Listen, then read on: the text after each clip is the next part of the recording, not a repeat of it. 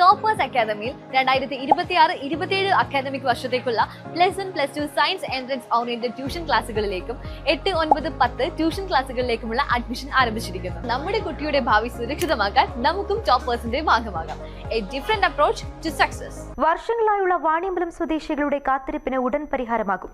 മേൽപ്പാലം നിർമ്മാണത്തിനായി ഭൂമി ഏറ്റെടുക്കൽ നടപടികൾ പൂർത്തിയാക്കിയാൽ ഉടൻ പണി ആരംഭിക്കുമെന്ന് കേന്ദ്ര റെയിൽവേ മന്ത്രി അശ്വിനി വൈഷ്ണവ് അറിയിച്ചു.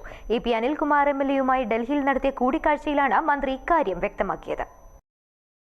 രാഹുൽ ഗാന്ധിയുടെ ഇടപെടലിനെ തുടർന്ന് കേന്ദ്ര ബജറ്റിൽ ഉൾപ്പെടുത്തി 20,90,00,000 രൂപ പദ്ധതിക്കായി നേരത്തെ അനുവദിച്ചിരുന്നു. നിലവിൽ Kerala rail development corporation limited തയ്യാറാക്കിയ DPR-ന് റെയിൽവേ അംഗീകാരം നൽകിക്കഴിഞ്ഞു.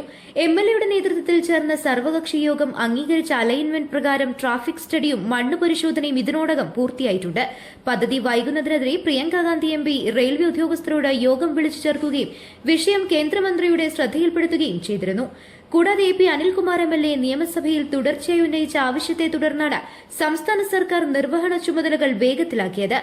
ഭൂമി ഏറ്റെടുക്കൽ നടപടികൾ കൂടി വേഗത്തിലാകുന്നതോടെ വാണിയമ്പലം റെയിൽവേ ഗേറ്റിലെ ഗതാഗതക്കുരുക്കിന് ശാശ്വത പരിഹാരമാകുമെന്ന പ്രതീക്ഷയിലാണ് ജനങ്ങൾ. News bureau, Wandoor.